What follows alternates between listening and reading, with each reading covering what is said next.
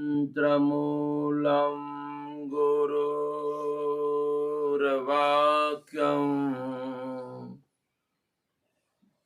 मोक्षमूलं सद्गुरु कृपा मोक्षमूलं सद्गुरु कृपा। परम समर्थ परब्रह्म स्वरूप सदगुरु श्री गुलाबनाथ जी बापू के श्री चरणों में गुरु महाराज की कृपा से ही कोटि कोटि नमन। जय गुरु महाराज, जय गुरु महाराज, जय गुरु महाराज, जय गुरु महाराज, जय गुरु महाराज। जय गुरु महाराज।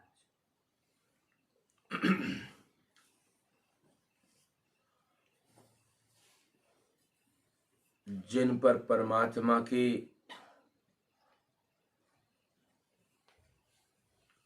असीम कृपा हुई है,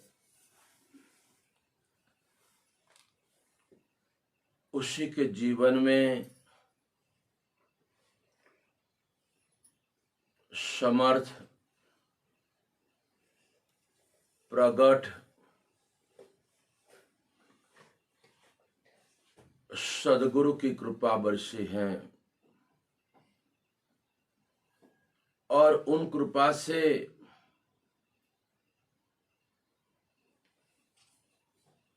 अपने में ही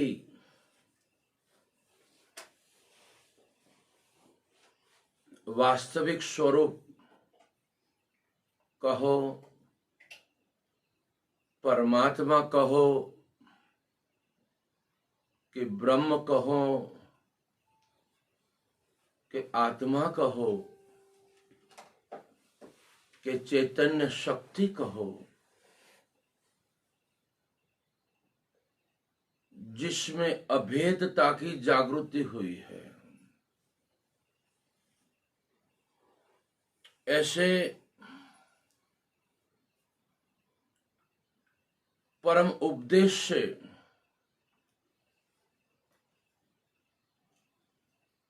जिनको सदा स्वस्वरूप का अभ्यास है,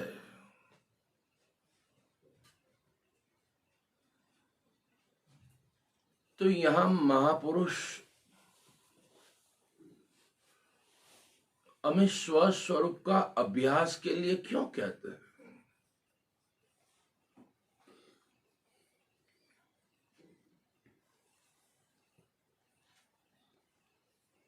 इतना मिथ्यात्व का अभ्यास हो चुका था, उसी अभ्यास को मिटाने, बात कराने के लिए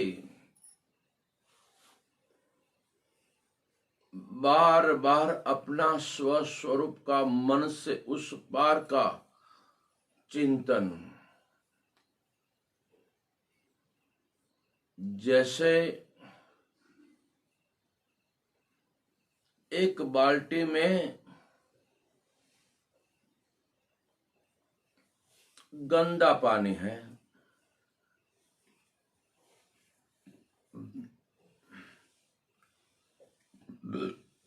अभी उसमें शुद्ध पानी भरना है, तो क्या करेंगे हम? उस बाल्टी में पानी डालते जाएंगे, डालते जाएंगे, डालते जाएंगे, डालते जाएंगे। पूरा जो बाल्टी में था गंदा पानी, वह बाहर निकलता जाएगा, निकलता जाएगा, निकलता जाएगा।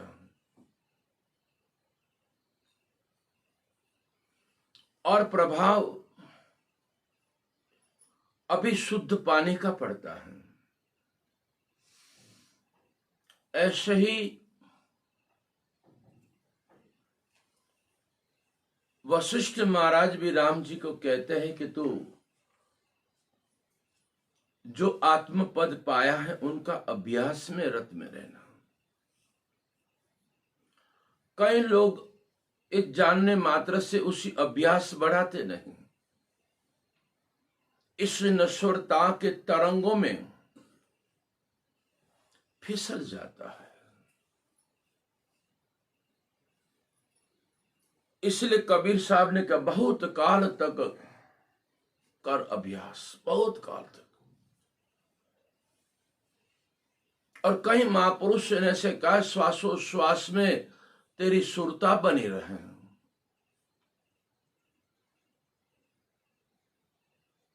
सबे मालाही आपनो स्वरूप को अनुभव करनु होश प्रतिक्षण। इतना अभ्यास हो जाए, इतनी दृढ़ता हो जाए, फिर अभ्यास करना नहीं पड़ता, सतत सुरता बनी रहती है।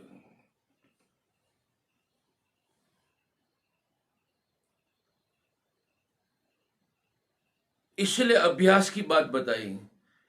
इसी अभ्यास में जो तत्पर हो गए उनको आत्मपद की व्यापक निष्ठा हो जाती है। कई लोग थोड़ा सुन लिया, थोड़ी साधना कर ली और अपने आप को जान लेते कि मुझे ज्ञान हो गया। उसी भ्रांति जन्य ज्ञान का सूक्ष्म अहंकार आ जाता है।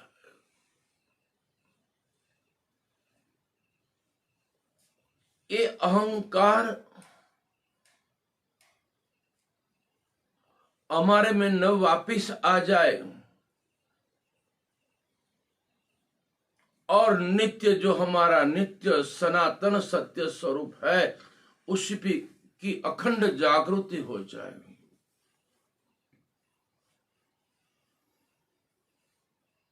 फिर कितनी भी परिस्थिति आ जाए खराब,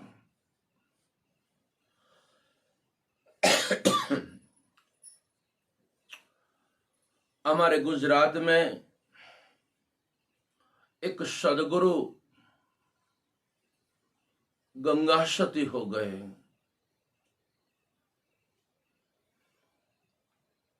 उसी ने अपने समर्थ शिष्य को यही उपदेश दिया था कि मेरू रे डगे पण जेना मनरा न डगे पानबाई। बांगी पड़े ब्रह्मांड विपत्तु पड़े तो वंश नहीं आने कई हरिनाचन। जिनको अपना स्वरूप का नित्य अभ्यास हो चुका है, व्यापक स्वरूप की अनुभूति हो चुकी है,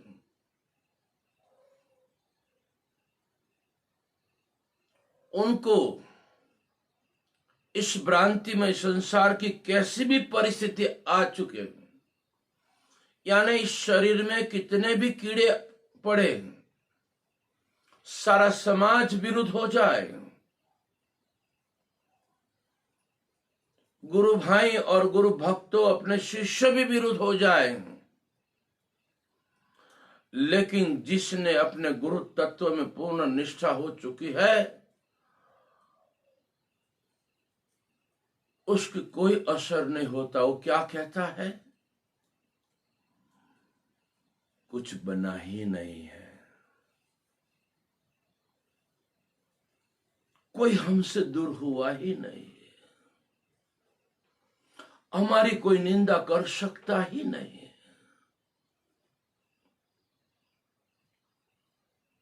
क्यों? उसके सदगुरु के बोध में एक सनातन सत्य की विराट अनुभूति हो चुकी है।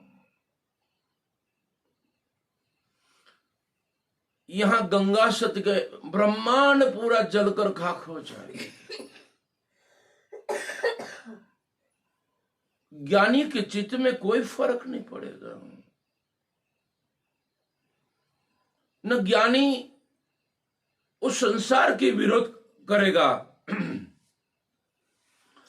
न निंदा करेगा,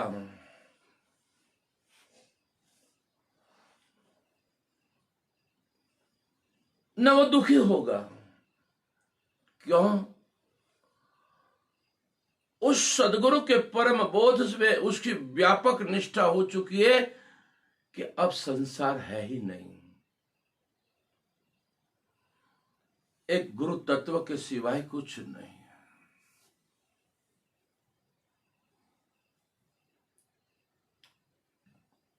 ऐसी निष्ठा करने के लिए सदगुरु महाराज हमें, हम सभी को कहते, परोक्ष ज्ञान होगा तो मिल जाएंगे। अभी कोरोना काल आया था,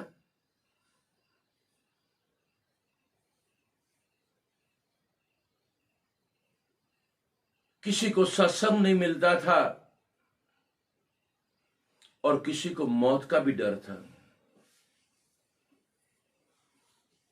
जिनको इस गुरु तत्व का अभ्यास हो चुका है उनको मौत का डर नहीं था।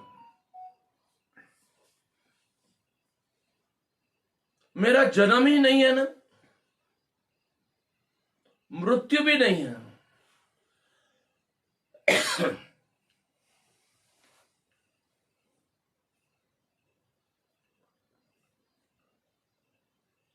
ऐसे मौत भी सामने आ जाए ना तो कहता मेरी मृत्यु नहीं है। उसी का प्रमाण राजा परीक्षित सदगुरु के परम बोध से अंत में परीक्षित ने यह नहीं कहा मेरी मौत हुई, नहीं, मेरी नहीं हुई।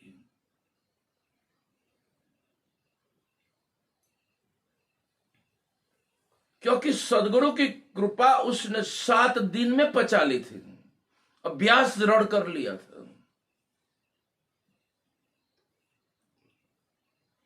हम 24 कलाक में से गुरु की बात आधा घंटा करते, बाकी 23 घंटा हम संसार की ही बात, धंधे की बात, इसकी बात, वो ऐसा है, वो ऐसा है, ऐसा है, ये अच्छा नहीं है, वो बुरा है।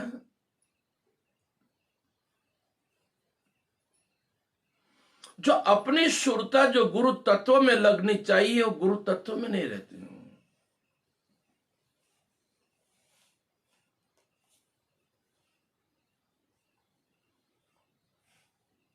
इसलिए गुरु महाराज हम सभी को कहते हैं कि हमारी सुरता प्रतिक्षण अपने स्वरूप में रहनी चाहिए।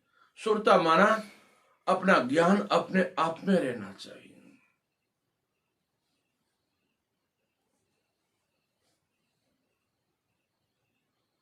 अगर कहीं चला गए तो वापिस उस गुरु के बोध को स्मरण करके वापिस अपने में आ जाओ।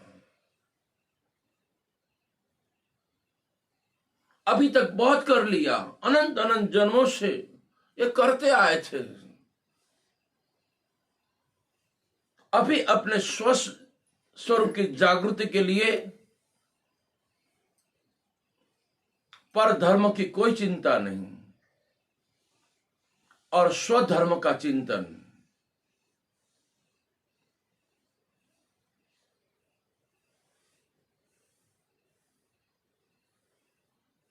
उनको आत्मपद की वाणी से उस पार की अनुभूति होती है।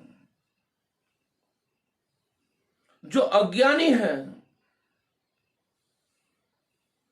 जिसने सदगुरु से बोध लिया है और बोध में निष्ठ नहीं, उसी को अज्ञानी कहा जाता है, उसी को नुगरा कहा जाता है।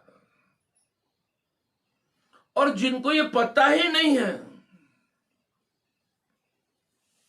भगवान क्या है, बस उनका एक ही मंत्र है, खाओ पियो और मौज करो।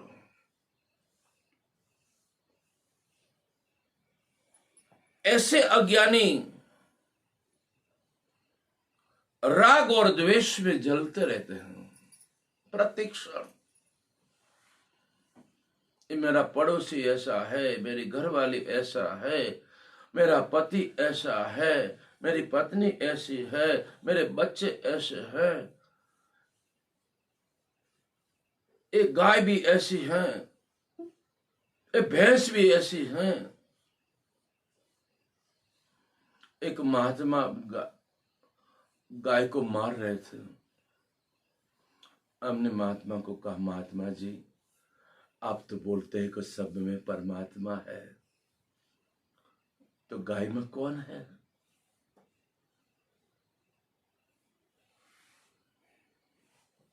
किसी भी पशु पक्षी प्राणी जीव जंतु हमें दिखाई दे तो हमें पशु पक्षी प्राणी जीव जंतु नहीं दिखाई देना चाहिए। हमें वहां अपना स्वरूप दिखाई देना चाहिए। वह अपने स्वभाव में रहे, हम अपने स्वभाव में रहेंगे। कुत्ता है, कहीं भी जाएंगे तो कुत्ता भौंकता रहेगा, लेकिन हमें भौंकना नहीं है। हमें तो उस भौंकने के भीतर जो अपना निज स्वरूप है उसी दृष्टि उसी में डालनी है, भौंकते हुए पर नहीं डालनी। जो भौंकते हुए में हम डालते तो समझो भी अभी हम गुरु का ज्ञान नहीं है हमारे पास। इसलिए राग और द्वेष ईर्षा, सभी ज्ञानवान महापुरुष कहते हैं कि जिसने राग और द्वेष पर विजय पा लिया ने, वो अपने स्वरूप के रास्ते पर निकल पड़ेगा।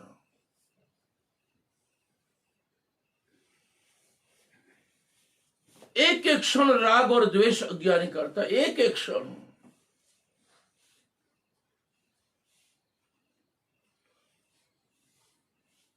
जिनको आत्मा का दृढ़ अभ्यास हो चुका है उसको शांति और आत्मस्थिति प्राप्त होती है। हम तपास करें हमारी स्थिति कहां है। जो देहाध्यास में होगा तो फरियाद चालू ही रहेगी।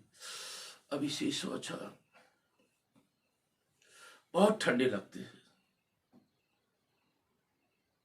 गर्मी आएगी, बहुत गर्मी है,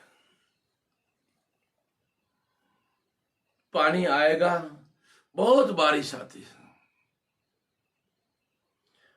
इस स्वभाव भ्रांति का है, हमारा स्वभाव नहीं है ये।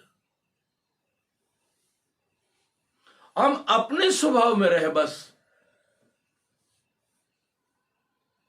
एक महात्मा जी अपने स्वरूप में मस्त थे, नदी किनारे बैठे थे। एक बिच्छू पानी में आ रहा था, महात्मा के उसको बचा ले हुए। महात्मा ने अपना हाथ पानी में डाला और बिच्छू को बाहर निकालने का यत्न किया। बिच्छू ने डंक मारा, फिर वापिस बिच्छू पानी में गिर गया। फिर वापिस महात्मा ने बिच्छू को बाहर निकालने का यत्न किया, फिर डंक मारा। ऐसे 4-5 बार किया। मेरा जैसा शिष्य एक पागल बैठा था, बापू आप मूर्ख नहीं हो, वो डंक मारता है तो भी आप उसको बार बार पकड़ते हो। तब गुरुदेव बोले, वह उनका स्वभाव नहीं छोड़ता है तो हम अपने गुरु दृष्टि का स्वभाव कैसे छोड़े। हम अपना स्वभाव, अभी अभी हमारी दृष्टि ज्ञानमय हो चुकी है। वशिष्ठ महाराज कहते हैं कि जब मैं बाजार से निकलता हूं न, तब लोग इस देह के बारे में क्या बोलते मैं सब जानता हूं, लेकिन मैं देह नहीं हूं। इसलिए मुझे उन पर कोई राग द्वेष नहीं होता है, और उसके अंदर जो अधिष्ठान है वह मैं देख लेता हूं और प्रसन्नता बनी रहती है।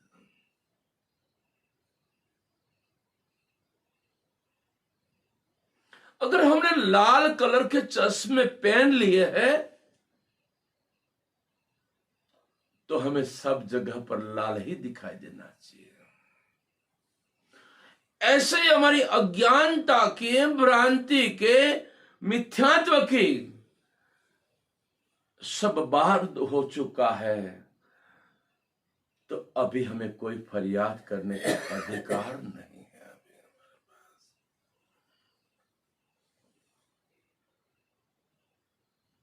इसलिए जो आजाद है, जो आत्म स्वरूप में ठहरा हुआ है न, वह कभी फरियाद नहीं करेगा। और जो फरियाद करता है, समझो उसको गुरु दृष्टि प्राप्त नहीं हुई है, वह अभी माया दृष्टि में है। हम ही हमारा प्रमाण देते हैं।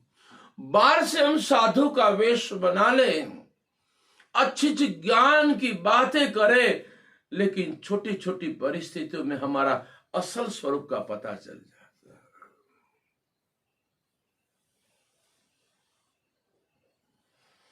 जिनको इस आत्म तत्व का अभ्यास हो गया ना, वो क्या कहेगा, हे गुरुदेव,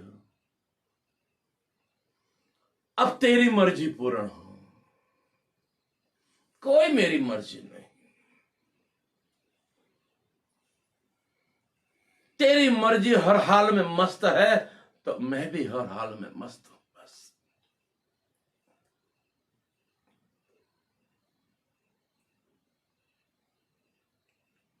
जिनको इस आत्मा की, अपने स्वरूप की जागृति पूर्ण हो, उसी को ऐसी स्थिति होती है।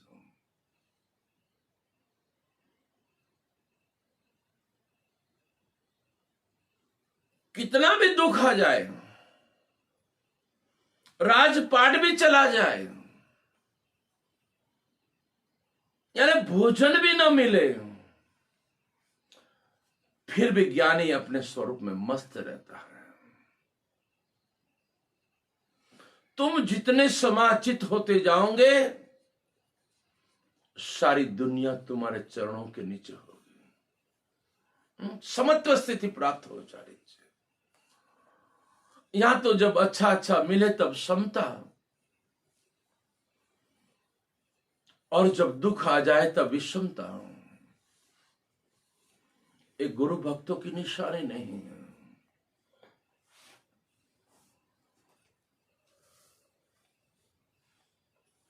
मैंने, गुरु महाराज कहते हैं, वशिष्ठ महाराज, कि मैंने तुमको उपदेश दिया है। उपदेश माना क्या, अपना स्वस्वरूप की पूर्ण जागृति का प्रमाण, अपनी वास्तविकता का प्रमाण, जो कभी परिवर्तन नहीं होता है।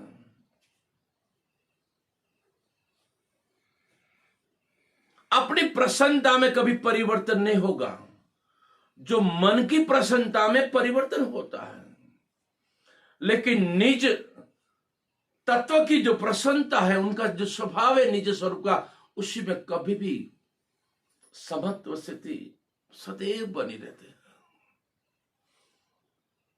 मिश्री सदैव मिठास रहती है उसमें। फुरसाने में सदैव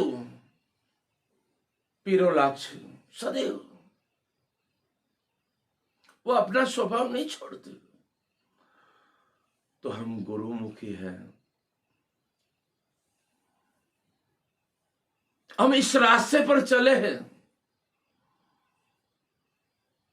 भले ही थोड़ा गलती हो जाए, लेकिन पता चल जाना चाहिए कि हमारी गलती हो रही है, तुरंत अपने स्वभाव में आ जाए।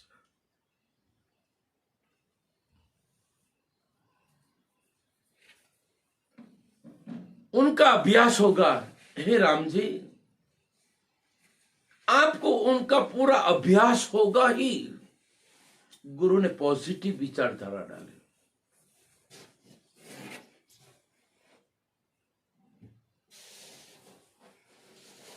तब उसका फल ब्रह्म बोध प्राप्त किया होगा। क्या? ब्रह्म बोध। यह बोध अभ्यास के बिना कभी नहीं प्राप्त होता। हम बाल मंदिर में जाते हैं और 4 व्हील गाड़ी सीखने के लिए जाते हैं, वो दोनों गुरु हमको सिखा देते हैं कि ए फॉर एप्पल, और ड्राइविंग वाला गुरु हमको सिखा देते हैं इसको, ये पहला गियर है, ये दूसरा गियर है, ये तीसरा गियर है, ये चौथा गियर है, ये एक्सीलेटर है, ये ब्रेक है, ये क्लच है, ये गवर्नर है। ट्रायल भी दिया। तो क्या एक अभ्यास से हमें गाड़ी आ जाती है क्या?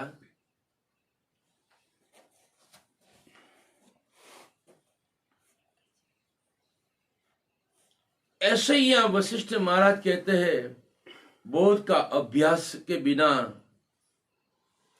प्राप्त नहीं हो, अभ्यास खूब चाहिए। इसलिए ज्ञानवान महापुरुष गुरु प्रत्येक क्षण उसी अभ्यास में जीवन होना चाहिए। जहां जहां दृष्टि पड़े वहां वहां अपना स्वरूप की अनुभूति करो बस।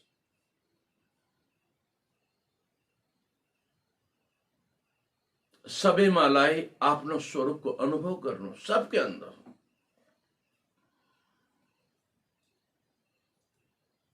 चल रहे तो रास्ते में कैसा भी रास्ता हो, उस रास्ता में न दिखाई दे वह मेरा परमात्मा है, वह मैं हूं।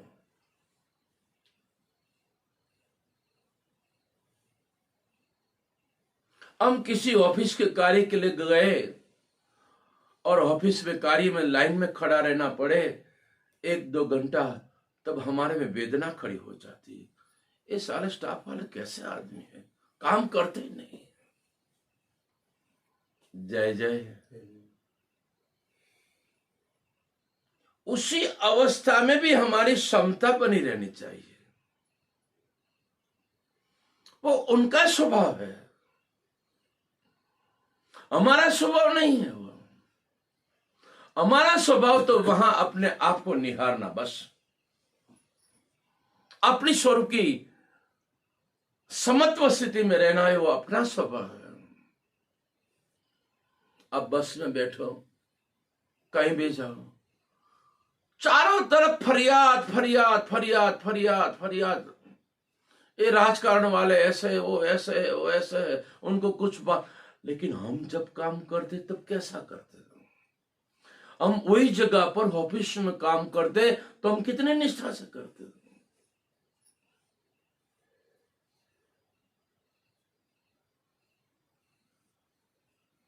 इसलिए हमारा जो गुरु महाराज ने हमना अपना स्वरूप की जागृति कराए, उसी का सतत अभ्यास होना चाहिए।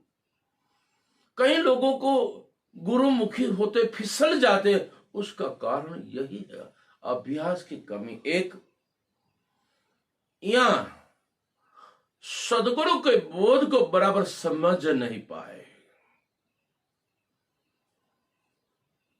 और तीसरी हमारी में तीव्र तत्परता की कमी।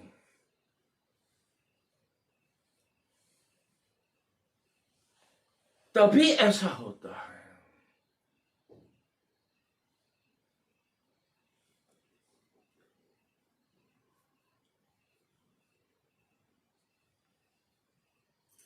हे राम, जैसे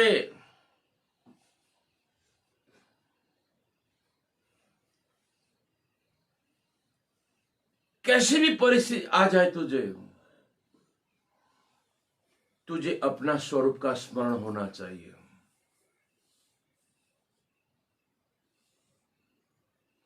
इसलिए गुरु महाराज उपदेश के वक्त पर हमें कहते हैं,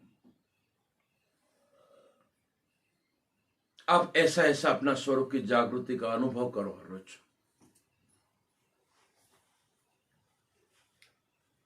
एक भी चीज की वृत्तियां खड़ी नहीं होनी चाहिए। हमें ध्यान करना नहीं पड़ेगा,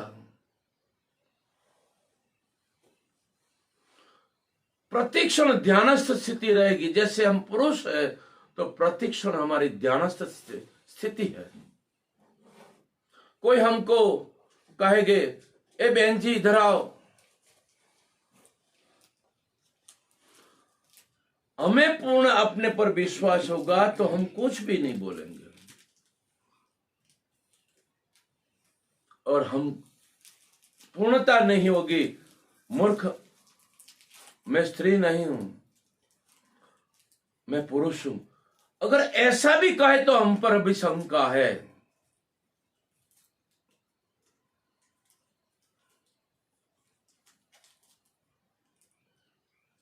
बाघ को कुछ भी बोले, लेकिन उसको पता है मैं बाघ हूं। ऐसे ही गुरु की कृपा से मैं पता चल गया मैं हूं, और मैं हूं में ये हो ही नहीं सकता।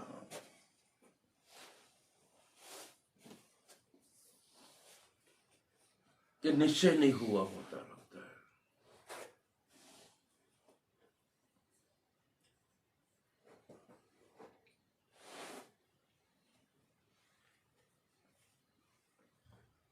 अज्ञानी तो ऐसे बहुत कहने से भी कुछ फल नहीं प्राप्त होता। जिनको कुछ रुचि नहीं है उनको कितना भी समझाओ, ज्ञानवान की बातों को झूठी जाहिर करेंगे, और झूठे जो है उनकी बात उन्हें सत्य लगेगी। उनका दोष नहीं है, क्योंकि अंतःकरण इतना मलिन हो चुका है, इतना मलिन हो चुका है, उन्हें सत्य का प्रभाव नहीं पड़ता।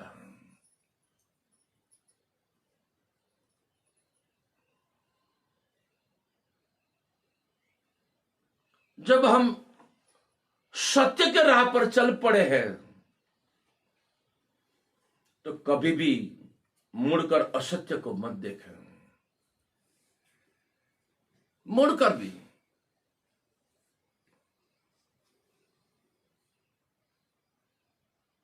इस श्रीलवन शिष्य का लक्षण पहले यह है।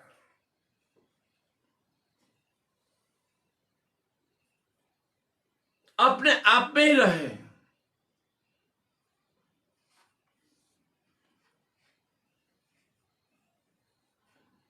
जैसे जैसे विद्यार्थी होगा ऐसी ऐसी परीक्षा देनी पड़ती है।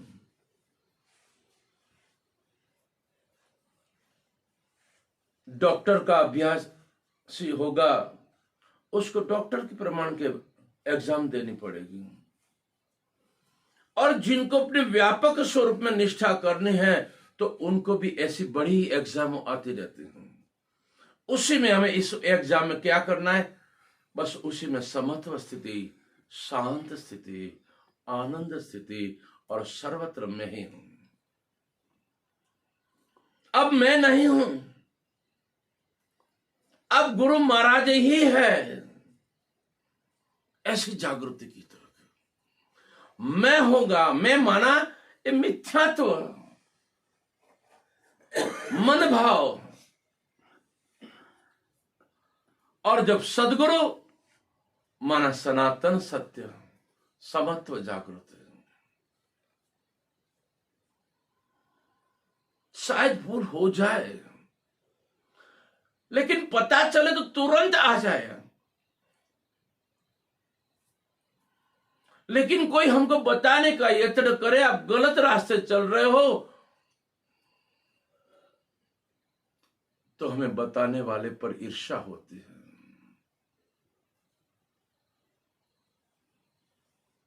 और हम भटक जाते हैं। यहां वशिष्ठ महाराज राम जी भटक न जाए इसलिए सूक्ष्म से सूक्ष्म अभ्यास की बात कर रहा है। जैसे एक तपेली में हींग हो, उसको खाली कर दिया,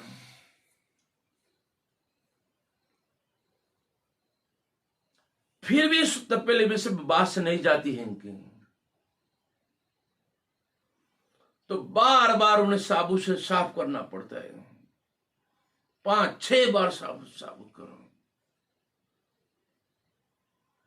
ऐसे ही ये अनंत अनंत जन्मों का संस्कार पड़े हुए हैं।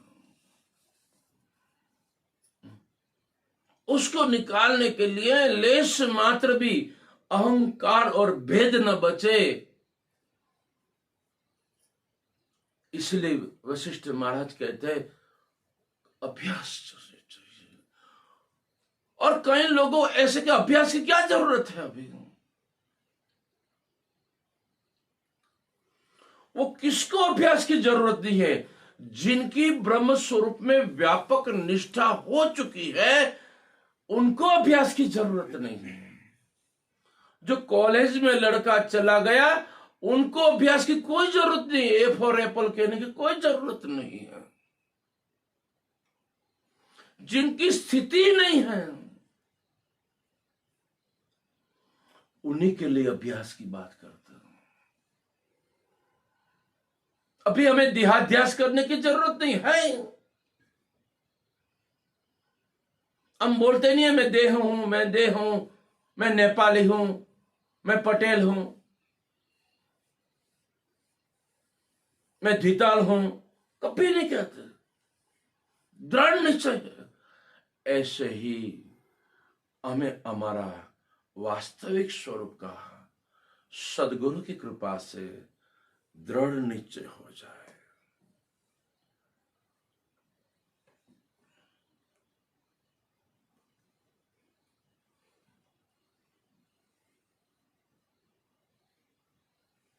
तुमको जो उपदेश दिया है वह सब ज्ञानवान महापुरुषों का,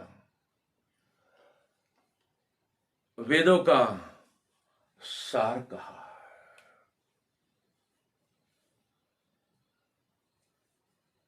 एकदम मधुर रस बात बताई।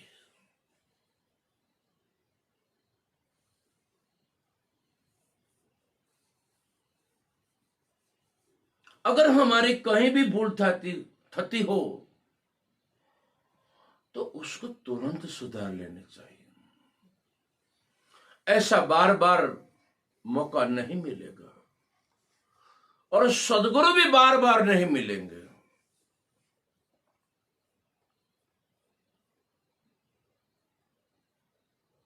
तो सवाई निष्ठा कर ले, सदगुरु बार बार नहीं मिलेंगे।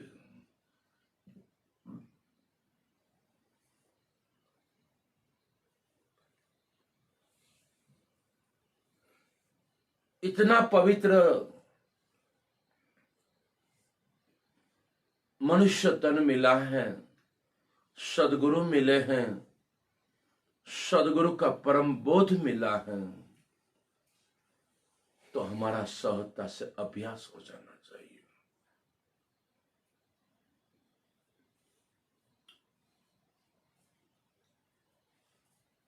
जो एक बार सुनकर कहने लगा कि मुझे ये ज्ञान हो गया,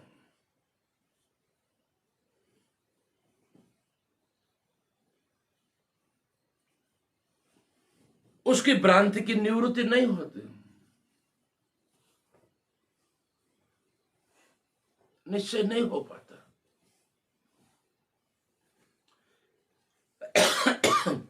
निश्चय नहीं होने का कारण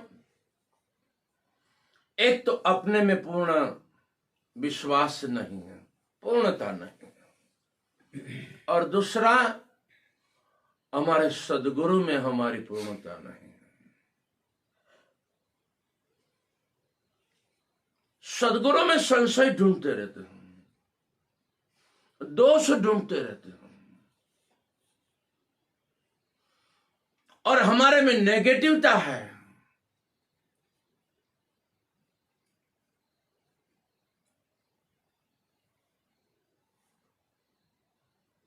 इसी के कारण ये फिसलने का रास्ता रहता है। जो बार बार सुने और उनको बार बार उसी में निज तत्व की अनुभूति में रहे, सुबह योग में कहा जाता है, अपने स्वरूप में ठहरो। मैं कुछ करता नहीं हूं, हो रहा है। उसी अभ्यास से प्रारंभ करो। रात को 1 सेकंड के लिए जग जाए, तभी भी हमें अपना स्वरूप की जागृति होनी चाहिए कि मैं तो यही हूं।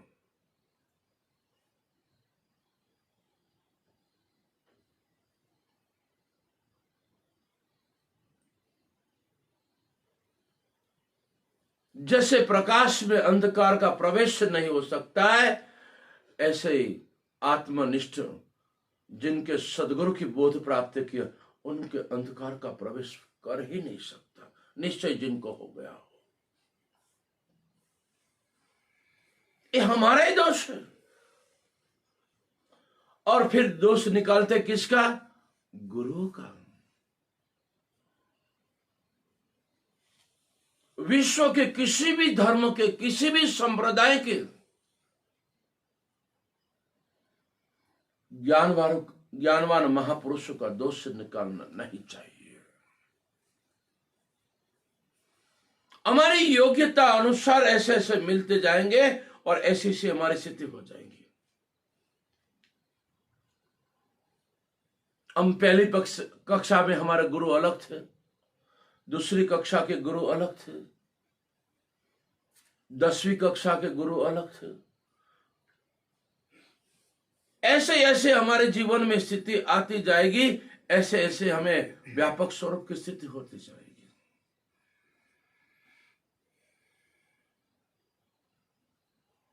लेकिन हमारा लक्ष्य निश्चय अटल होना चाहिए। जिस कार्य के लिए निकले वो कार्य पूर्ण करके ही जाना है।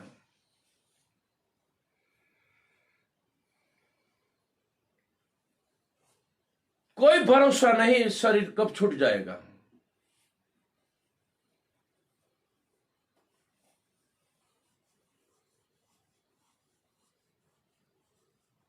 बस हमारा एक ही लक्ष्य हो, हमें सनातन सत्य की व्यापक स्वरूप की निष्ठा, बस।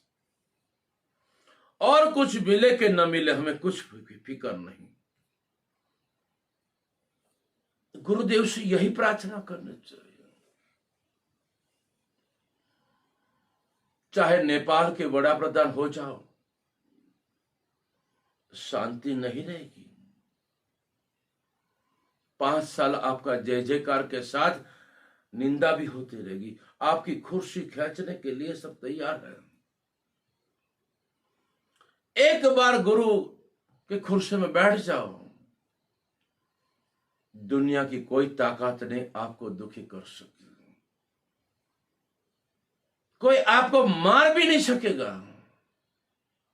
जो गीता में प्रमाण दिया है, वह आत्मा आप हो। तो ये हमें स्थिर होना है कि इसी में स्थिर होना है। दोनों में पैर रखेंगे, इसीलिए सब फिसलते हैं।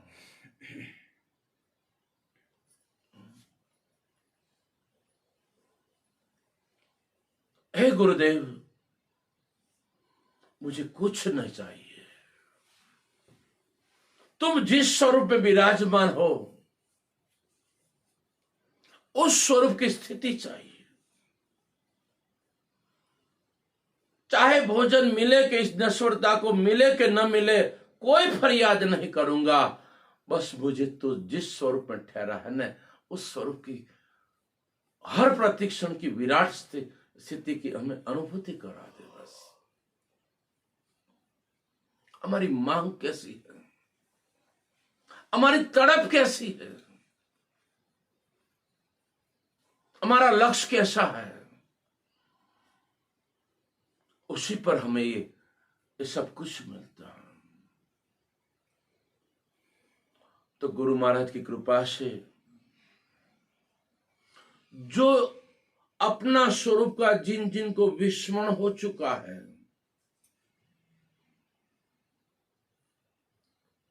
वह सभी अखंड चैतन्य परम तत्व ही है, लेकिन अपने आप को भूल गए हैं।